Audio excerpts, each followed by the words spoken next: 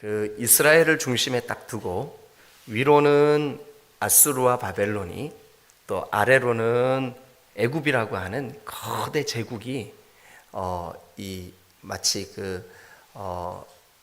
제가 어제는 예를 들 때 여기 아수르와 바벨론 애굽이 맹수 막 그 호랑이나 사자나 곰이나 이런 아주 맹수들 같다면 요 가운데 있는 그 지금은 이제 유다 나라만 남아 있어요. 남유다.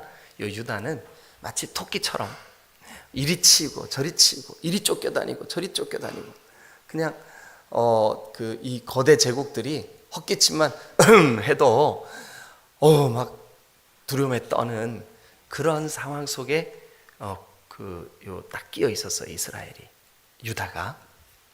그런데 그 유다 나라에 이제 하나님께서 이제 더 이상은 내가 택한 내 나라가 내 백성이 그 하나님의 영광을 나타내야 하는 그 일을 못하고 있구나. 더 이상 존재 이유가 이게 지금 없구나. 그래서 어떻게 해야 될까? 하나님께서 그래가지고 이제 이 그 유다 나라가 하나님 앞에 새롭게 이렇게 뭐라 해야 돼? 재헌신할 필요가 있었어요. 왜냐하면 너무 이 주변에 있는 나라들이 가지고 있는 똑같은 가치관, 물질적이고 번영적인 그런 가치관, 우상 숭배를 하더라도 우리가 부자 되면 좋겠다. 바알과 아세라를 섬기더라도 우리가 막 번영하면 좋겠다. 이게 그들의 신앙의 목적이 돼버린 거예요. 하나님은 너희가 영적으로 신앙적으로 정말 하나님을 영광해 낼 수 있는, 그러니까 너희들을 보면서 주변에 있는 나라들이 저 사람들 정말 하나님 저 사람들을 보면 하나님 살아계신 게 맞아. 영광을 드러내는 그게 이 유다 나라의 목적이 돼야 되는데 안타깝게도 그 목적을 이루지 못하고 살아가고 있는 거예요. 그래서 안 되겠다. 그래서 이제 그 하나님이 어떤 계획을 가지셨냐 하면 새롭게 막 세계 패권을 장악하기 시작한 신흥 바벨론을 들어서 이 유다를 집어삼키기로 그렇게 해서 70년 동안 마치 용광로에서 풀무가 이렇게 막 그 뜨겁게 금을 단련하고 은을 단련하고 이렇게 해서 아주 깨끗한 순결한 금이 되고 은이 되고 하도록 하는 그 과정, 그거를 좀 거쳐야 되겠다. 이미 하나님이 그런 결정을 하셨어요.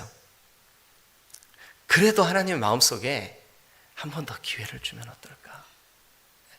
그래서 이제 유다 나라에 이미 하나님 그 결정을 하셨지만 유다 나라의 왕들을 이제 테스트하는 거죠. 그리고 지켜보시는 거죠. 오늘 이 22장은 왕들 이야기예요. 왕들. 그래서 일단 그 왕들의 이름을 여러분 성경에 좀 다시 좀 적어 놓으셔야 제가 어제 말씀드린 내용과 오늘 이 말씀드릴 내용을 연결시킬 수가 있을 것 같아요. 일단 10절 말씀에 한번 봅니다. 10절. 자, 10절 여러분 가지고 계신 성경에 10절 위에 설명 하나 써 있죠. 무슨 제목? 뭐래요? 살룸 왕에 대하여 말하다. 그게 이제 10절부터 12절까지가 살룸에 대한 이야기인데 11절 중간에 이곳에서 나간 살룸에 대하여 살룸 동그라미 한번 쳐보세요. 11절에 이곳에서 나간 살룸 이게 이제 살룸이라고 하는 말은 히브리 말이고요. 이 사람이 우리가 알고 있는 이름이 뭐냐 하면 여호아하스예요. 여호아하스. 한번 그 옆에다가 살룸 왕에 대하여 말하다 옆에다가 살룸 여호아하스 이렇게 한번 써놔보세요. 여호아하스. 자, 그 다음에 이제 그 13절부터 여러분 성경에 작은 제목을 써놨죠, 그죠? 친절하게, 그죠? 그게 여호야김 왕에 대하여 그랬죠. 예, 거기 여호야김 동그라미 한번 쳐보세요. 여호야김. 그래서 18절, 그러므로 여호와께서 유다의 왕 요시아의 아들 여호야김에 대하여 이와 같이 말씀하시느라. 여호야김. 그러니까 그 아까 10절부터 나오는 살룸은 그 요시아 왕의 넷째 아들이에요. 그리고 지금 13절부터 쭉 나오는 여호야김 왕은 요시아 왕의 둘째 아들이에요. 그리고 이제 또 어떤 왕이 나오냐 하면 24절부터 이제 여호와께서 누구에게 대하여 말씀하시는 걸까요? 예, 고니야. 24절 중간에 유다 왕 여호야김의 아들 고니야. 이거는 요시아 왕의 손자예요. 예, 그러니까 여호야김의 아들 고니야. 자, 요 세 왕. 오늘 이 세 왕에 대한 이야기가 그 22장에 쭉 기록이 되어 있습니다. 자, 그러면 이제 고개를 드시고 저를 한번 쳐다보시면서 요 이야기를 오늘 좀 같이 아침에 좀 나누도록 하겠습니다. 일단 양옆에 인사 한번 하시죠. 반갑습니다. 축복합니다.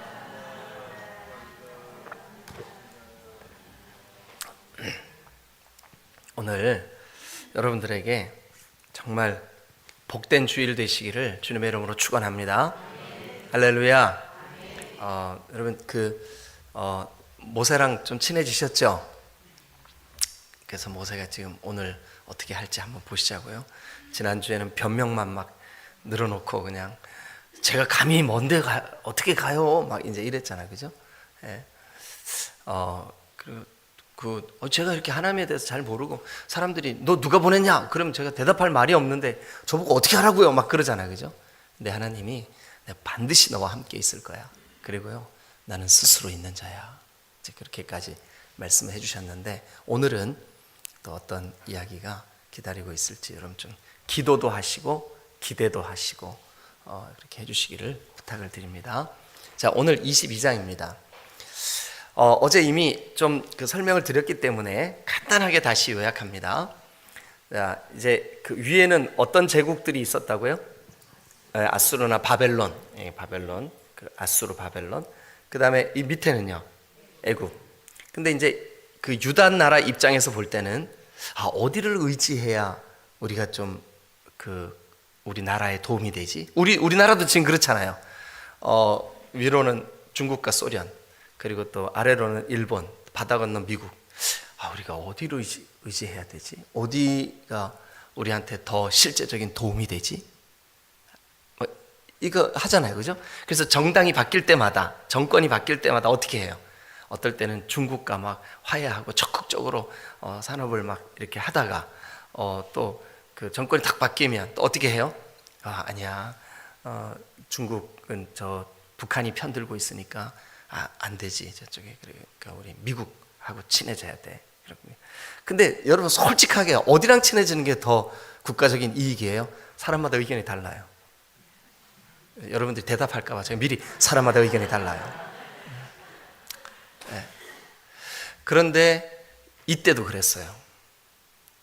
근데 하나님은 답을 가지고 계셨어요. 뭐냐 하면 애굽도 아니고 바벨론도 아니고 너희들은 존재 목적이 하나님을 영화롭게 하는, 하나님께 영광을 돌리기 위해서 존재하는 나라이기 때문에 너희들은 하나님 의지해야지. 하나님 의지해야지. 하나님 바라봐야지. 하나님을 영화롭게 해야지. 선지자들에게 계속 주시는 메시지가 그거였었어요. 그래서 예레미야 선지자도 동일한 메시지를 선포하는 거죠. 그런데 하나님이 예레미야에게 예레미야야, 안 되겠다. 이제는 내가 참는데 이제는 우리 하나님 영원히 참으실 수 있죠. 그런데 더 이상은 이 유다 나라가 하나님께로 돌아올 가능성이 없어. 그래서 이 나라를 내가 멸망시켜 버려야 되겠다. 대신 70년 동안 단련한 후에 다시 돌아오게 할 거야. 다시 회복시킬 거야. 그때는 다시 하나님을 영광해 낼 거야. 이런 예언을 예레미야에게 해주십니다. 자, 이제 멸망이 결정된 그 때의 왕들 이야기예요. 헷갈리더라도 조금만 인내를 가지고 정리를 한번 해보세요. 요시야 왕이 되어서 왕의 자리에 앉았을 때 요시야 왕에게 하나님이 하나님을 깨닫게 해주셨어요.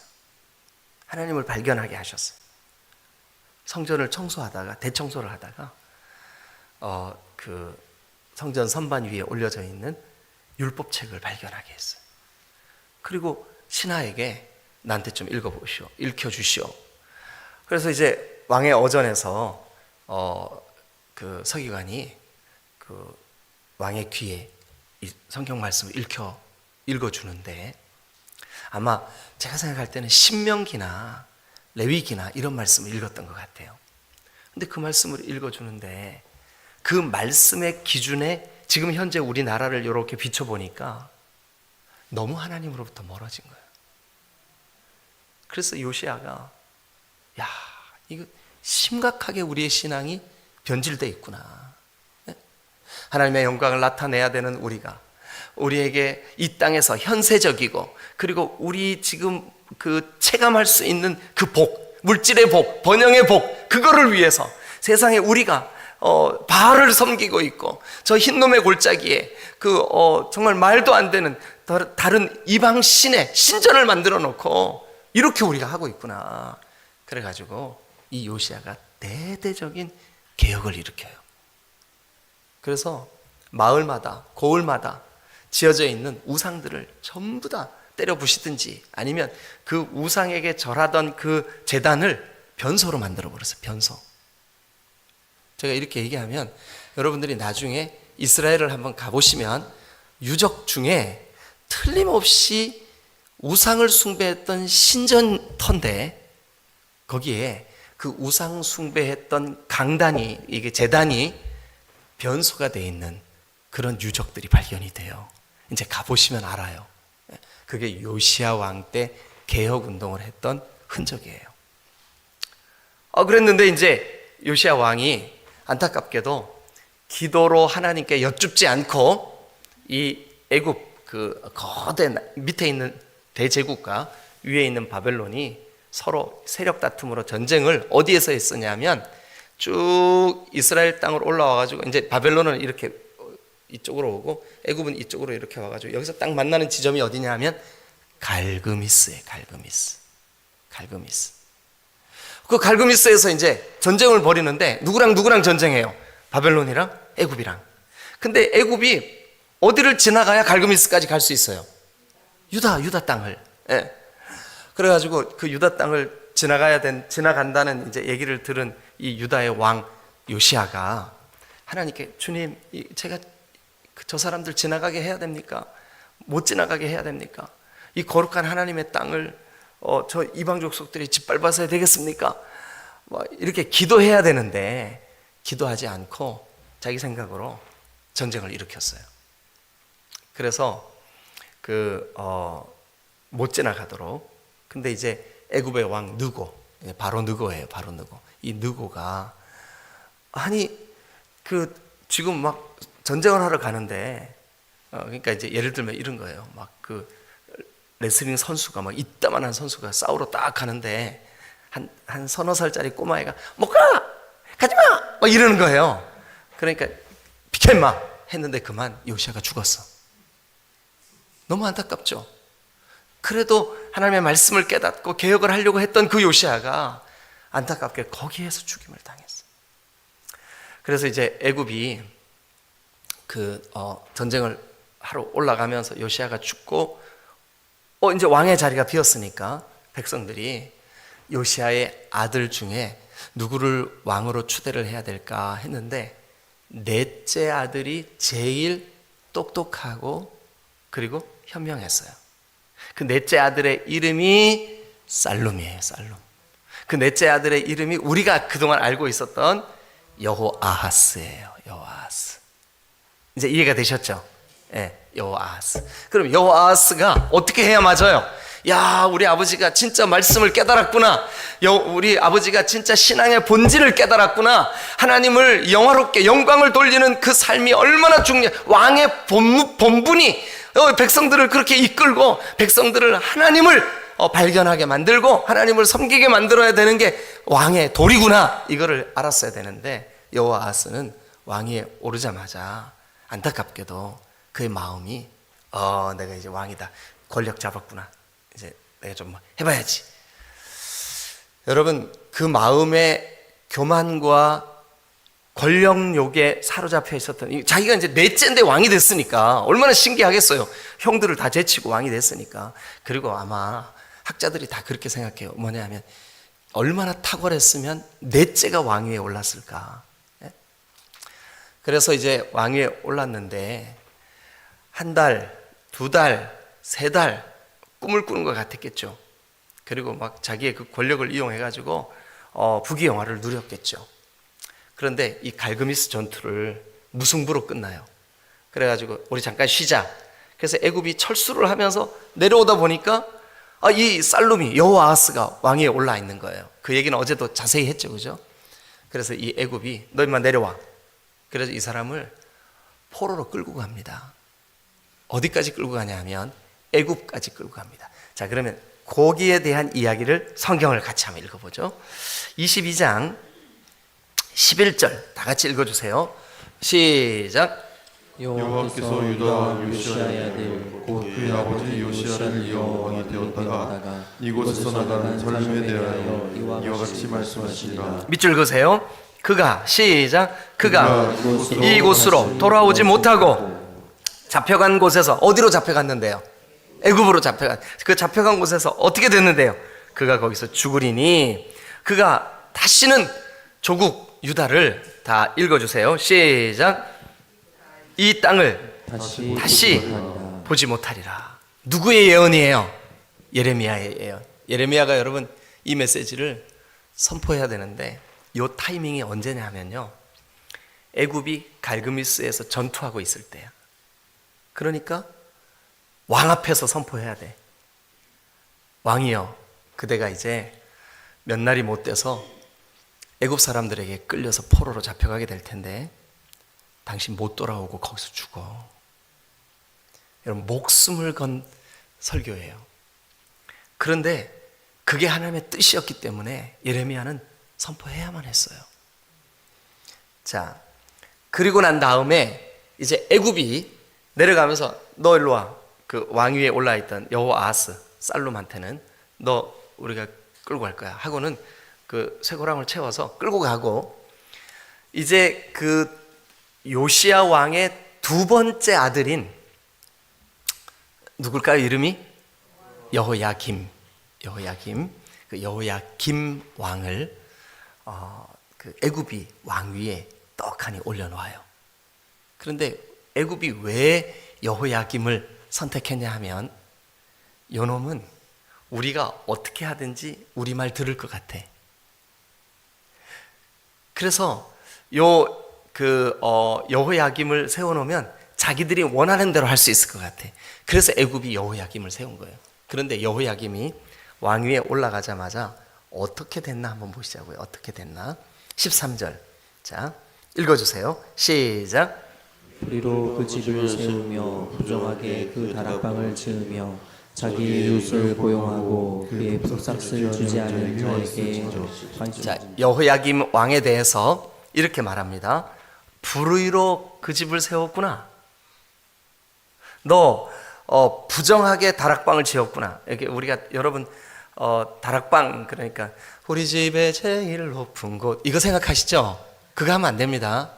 조그만 다락방 그거 생각하면 안 돼요. 넓고 큰 방도 있지만 난 그곳이 좋아요. 이거 생각하시면 안 됩니다. 이스라엘을 가보신 분 다락방 어땠어요? 굉장히 넓고 손님이 오면 그곳에서 연회를 베풀고, 그죠? 예, 회의도 그곳에서 하고. 그러니까 그 집에 가장 쾌적한 장소가 다락방이에요. 그러니까 왕의 다락방은 뭐 하는 곳이냐 하면 대사들이 오거나 뭐 국빈들이 오거나 그곳에서 연회를 벌이고 그렇게, 그러니까 다락방이 제일 호화롭게 꾸며진, 오늘날로 말하면 거실과 같은 기능을 해요. 자, 그런데 그 다락방을 뭐로 꾸몄대요? 부정하게 꾸몄대. 누가요? 여호야김 왕이. 그리고 이제 그 다음도 한번 보시죠. 자, 14절. 누가 이르기를요? 여호야김 왕이. 자, 시작. 내가 나를 위하여 큰 집과 넓은 다락을 지으리라 하고 자기를 위하여 창문을 만들고 그것에 벽면으로 입히고 붉은 빛으로 칠하리라. 거기에 내가 나를 위하여 밑줄 그으시고 그 다음에 자기를 위하여 밑줄 그으세요. 그러니까 지금 자기가, 아니 그 자기 동생인 살룸, 그 여호아하스 강제로 폐위되고 자기가 왕위에 올라서 이렇게 된 것이 정말 두렵고 떨림으로, 야, 이제 어떻게 해야 될까? 하나님 바라봐야지. 그리고 선지자 예레미야도 와서 충고한다고요. 그러면 정신을 바짝 차리고 하나님을 의지하고 하나님께 매달리고 기도하고 이렇게 했어야 맞는데, 이 사람 지금 하는 짓이 뭐예요? 아니 그 위기 상황, 그 갈그미스 전투를 끝내면서 애굽이 돌아가면서 자기 그 동생 왕을 포로로 끌고 간 이 상황에 세상에 왕위에 오르자마자 부정하고 또 불의하고 아주 탐욕을 일으키면서 뭐라 그러냐면 내가 나를 위하여 큰 집과 넓은 다락을 지으리라 하고 아주 새로운 또 건축을 시작해. 나라는 지금 이렇게 위기 상황인데. 그래서요 15절 보세요. 자, 다 같이 읽겠습니다. 시작. 내가 백향목을 많이 사용하여 왕이 될 수 있겠느냐? 내 아버지가 먹거나 마시지 아니하였으며 정의와 공의를 행하지 아니하였느냐? 그때 그가 형통하였었느니라.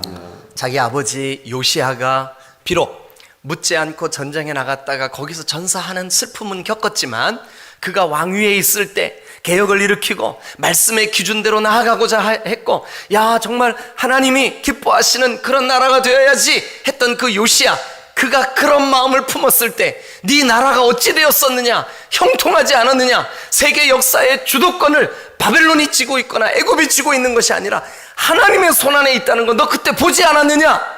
이렇게 묻는 거예요. 응? 너의 진정한 왕이 하나님 아니냐? 그런데 네가 왕위에 오르자마자 건방을 떨고 교만을 떨고 너 자기 자신을 위하여 어마어마한 건축을 하고 네가 그렇게 해? 그러면서 하나님이 책망하시는 거죠.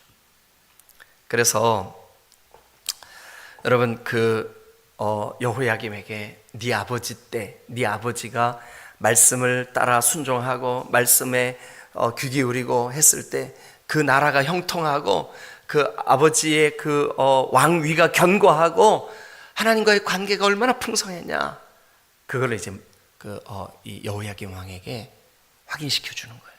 한 절만 더 읽어보죠. 16절 시작. 그는 가난한 자와 비판 자를 변호하고 형통하였나니 이것이 나를 알미 아니냐? 여호와의 말씀입니다. 이것이 나를 알미 아니냐 밑줄 그으세요. 우리가 예레미야를 쭉 해오면서 신앙의 목적이 뭐였어요? 여호와를 아는 것, 그리고 여호와를 경외하는 것, 그래서 하나님을 두려워하는 마음으로 섬기는 것, 그것을 통해서 너희가 하나님께 영광이 되고 영광을 드러낼 수 있거늘 어찌하여 너는 불의와 부정으로 다락을 짓고 그리고 왕궁을 자기를 위하여 건축하고 그리고 자기를 위하여 백향목으로 치장을 하고 이렇게 하는 것이냐. 자, 17절 자, 읽겠습니다. 시작. 그러나 너의 두 눈과 마음은 탐욕과 무죄한 피를 흘림과 압박과 포악을 행하려 할 뿐이니라. 야, 이게 지금 여호야김의 현실이에요. 여호야김이, 여러분, 그가 왕 위에 있는 기간은 길었어요. 다른 왕들에 비해서. 자기 동생 살룸은 3개월밖에 왕노릇 못했는데 이 여호야김 왕은 11년을 왕노릇했어요. 그런데 그 11년의 기간이 하나님 보실 때는 아주 패역한, 하나님으로부터 점점 더 멀어지는 그런 시간을 보낸 거죠. 그래서 하나님이 안 되겠다. 그러므로 18절 자 시작. 그러므로 여호와께서 유다의 왕 요시야의 아들 여호야김에게 대하여 이와 같이 말씀하시니라.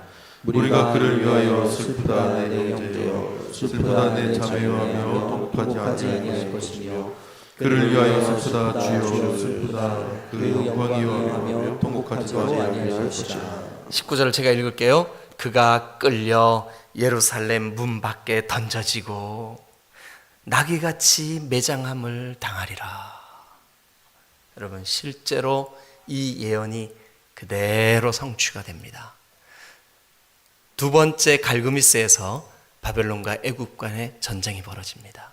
이번에는 바벨론이 이깁니다. 그래서 그 바벨론이 유다를 쳐들어오는 거예요. 와서 보니까 누가 왕이에요? 여호야김. 내려와. 그리고 그를 성문 밖에서 비참하게 바벨론이 그를 죽여버립니다. 여러분, 우리가 지금 이거 헷갈릴 필요 없어요. 바벨론이냐 애굽이냐 이거 중요하지 않아요. 그냥 그러려니 하세요. 설명 들을 때만 고개 끄덕끄덕 하시면 돼. 금방 잊어버려도 상관없어요. 중요한 주제는 뭐냐면 하나님이 왕이시구나. 하나님이 왕이시구나. 여러분 인생에 누가 왕이에요? 여러분, 대부분의 경우에 우리 자신이 왕이에요. 내 인생, 내가 왕 노릇하려고 그래. 근데 착각하면 안 돼요. 내가 왕 노릇할 때 내 인생에 내 마음대로 되어진 거 아무것도 없습니다. 여러분, 오늘 우리는 진정한 왕이신 하나님을 예배해야 합니다. 왕의 이름이 존귀케 되기를 원합니다. 진정한 왕을 왕으로 섬기지 못했던 이 살룸, 그 다음에 또 여호야김, 하나님이 그들에게 여러분 내리는 최종적인 그 이름 뭐냐면 심판이에요.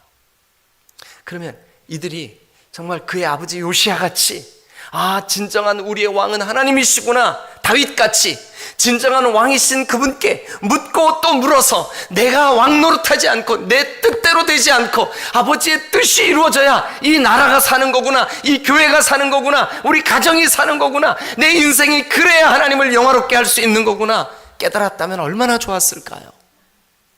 오늘 우리에게 왜 이 다 지나간 이야기로 우리를 교훈하려고 하는 걸까요? 우리 인생의 왕은 내가 아닙니다. 하나님이십니다. 하나님, 그 존귀하신 창조주 아버지께서 왕이 되실 때 비로소 우리의 삶이 하나님께 영광이 될 줄로 믿습니다. 이 왕들을 보십시오. 살룸도 여호야김도 그 국제정세의 소용돌이 속에서 그 와중에도 자기가 왕 노릇하려고 하고 자기 욕심을 차리고 자기가 그 부귀영화를 누리려고 하고 그럴 때 하나님은 안 되지. 네가 정의를 행하고 공의를 행하고 가난한 자를 불쌍히 여기고 외국인을 나그네를 선대하고 왜 그렇게 해야 돼요? 하나님의 명령이니까.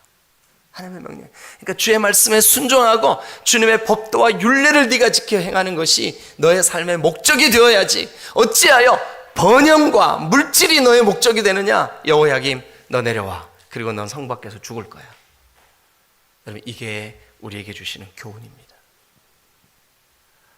저와 여러분들이 오늘 이 예레미야 선지자가 이 왕들과의 갈등, 그 갈등은 뭐냐 하면 예레미야는 끊임없이 그대가 왕의 보좌에 앉아있지만 진짜 왕은 하나님이신데 왜 그대가 하나님을 인정하지 못하고 그대가 그대의 주인 노릇하며 이 왕의 그 나라의 주인 노릇하며 부정과 또 불의와 그리고 또 하나님 기뻐하시지 않는 탐욕에 사로잡혀 그렇게 하고자 합니까?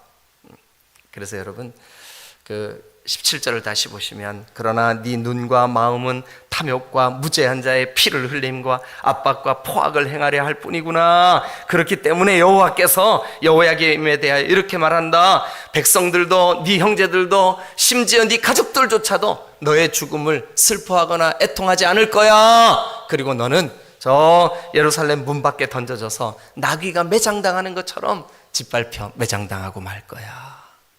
얼마나 여러분 두렵고 무서운 얘기입니까? 그런데 이게 오늘 이거 옛날 얘기네 이렇게 하지 마시라고요. 오늘 우리의 얘기예요. 여러분 자신의, 여러분의 고집, 여러분의 죄성, 여러분들의 탐욕, 그것이 왕노릇하지 못하도록 오늘 깨어서 하나님, 주님만이 나의 왕이십니다. 하나님, 하나님만이 나의 통치자십니다. 나는 주의 종입니다. 주님 말씀하옵소서. 제가 순종하겠습니다. 이런 한 날 되시기를 주님의 이름으로 축원합니다. 할렐루야. 어렵지 않죠? 네, 여러분, 우리가 이 예레미야의 메시지를 통하여서 다시 한번 말씀을 마음에 새기고, 여러분 그 다음에 나오는 고니야, 이 사람은 여호야긴입니다. 똑같습니다, 패턴이. 근데 이 세 왕은 안타깝게도 하나님의 기준에 모질았습니다. 그리고 하나님의 책망을 받습니다. 결국은 나라가 망합니다. 그 이야기가 이제 계속 쭉 진행이 될 겁니다. 자, 오늘 여기까지. 여러분, 우리가 이 말씀을 마음에 새겨서 하나님, 내 삶이 하나님의 기준에 합당한, 하나님 보시기에 합당한, 그래서 내 삶을 통하여 하나님의 영광이 나타나는, 우리의 입술이 정결한 복된 거룩한 주일 되게 하여 주옵소서. 아멘. 예, 승리하시기를 주님의 이름으로 축원합니다. 기도하시겠습니다.